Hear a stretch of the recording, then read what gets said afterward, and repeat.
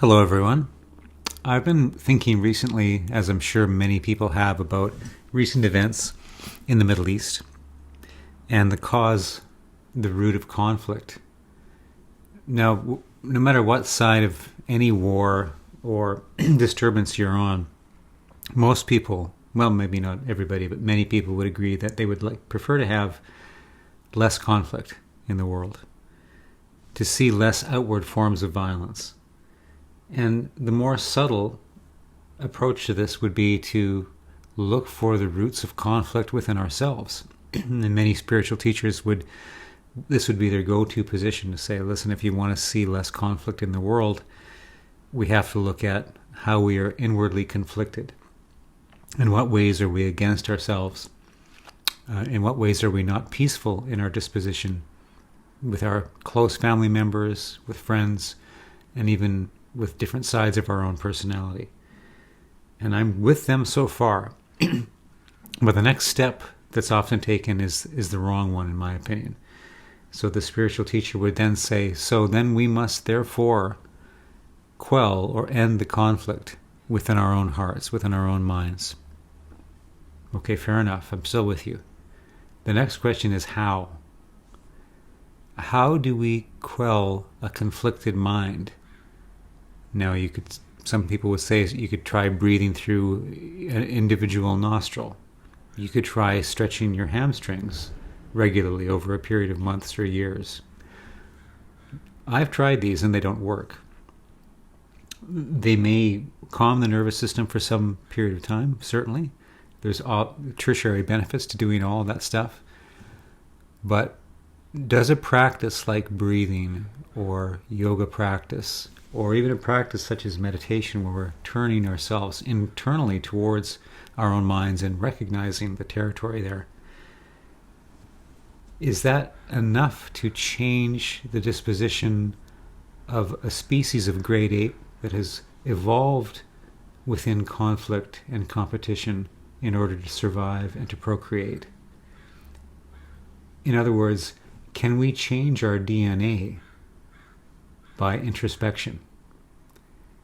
My hunch on this is no, we can't.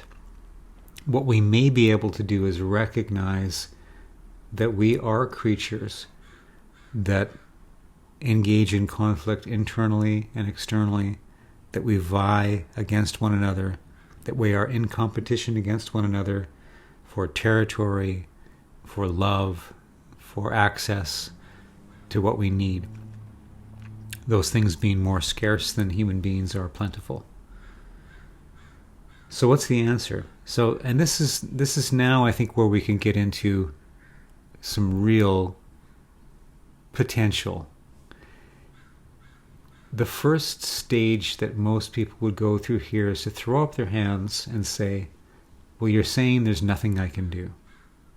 And that's correct. I'm saying there's nothing you can do. But throwing up your hands is doing something, right? Throwing up your hands is an act of desperation or an act of resignation. And I would say that's fine. Throw up your hands, but then put your hands back down again. And let's start from where we are. Why don't we start with a recognition that rather than needing to change ourselves into some sort of peaceful creature, which we cannot do, how about accepting the fact that we are internally warlike and conflicted? And that's the type of thing that needs to be addressed. That's the type of creature that needs to be organized. If you had a pack of wolves or hyenas or any other animal on the planet that you recognize has the capacity for violence, would you ask that animal, would the approach be to